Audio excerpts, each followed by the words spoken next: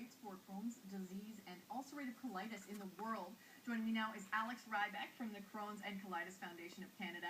And Alex, we're talking about the Gutsy Walk, which is all about raising funds for research into irritable bowel disease. And it's something that Canadians have been hearing more and more about in the last few years. So what's going on with the walk, and what's going on with Crohn's and colitis here in Saskatchewan? So the walk, Sunday, June 9th, is it's the premier fundraiser for Crohn's and colitis every year, and so it's in its, I think, 18th running this year. And so basically it's just people collect pledges, and it's put together, and they're aiming for $3 million nationally this year. Again, targeting research for Crohn's and colitis. And so 18 years is a long time, and I'm assuming that kind of awareness of what it is has been going up with each of those years, because it seems like we're hearing a lot more about Crohn's and colitis and the people who are suffering from it. It's a pretty devastating disease for somebody's quality of life. Yeah, the incidence is growing every year. Like a few years ago, it was 1 in every 160 Canadians. Now it's 1 in 150. So the math kind of tells you that it's getting worse and worse. And what some things that the CCFC, the foundation here in Canada, is doing is they're raising awareness through, like they have an awareness month in November. And so that's really helping spread the word and take the stigma out of these diseases. It's really kind of hard to talk about these diseases. There's, it's not something people want to be discussing when it involves your digestive system. And so that's kind of what makes it so hard to talk about. But when we talk about the Gutsy Walk, we're kind of talking about the more positive side of it, the volunteers who come out and the people who are there to support those people who do have these horrible problems that are related to the digestive system.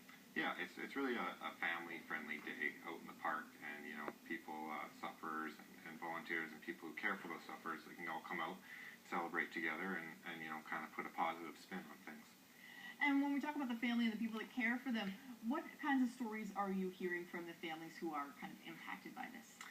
I mean, you see all sorts of, devastation, especially in families where, for instance, this year, our honorary chair, Annika Obergevich from Prince Albert, she's helping out this year because her mom has suffered and came close to death. And I spent tons of time in hospital and through surgery. And so, you see that, your heart breaks in half for, kids seeing their parents like that, or even kids themselves affected. And you guys also have another barbecue happening this Saturday to help families like that? Yeah, so there's a barbecue this Saturday, May 11th, at all M&M locations. We got 4 here in Saskatoon, and the $3 paid for that goes directly to Crohn's and colitis. Awesome. Well, thank you so much for joining us today. Crohn's and colitis Gutsy Walk happens June 9th.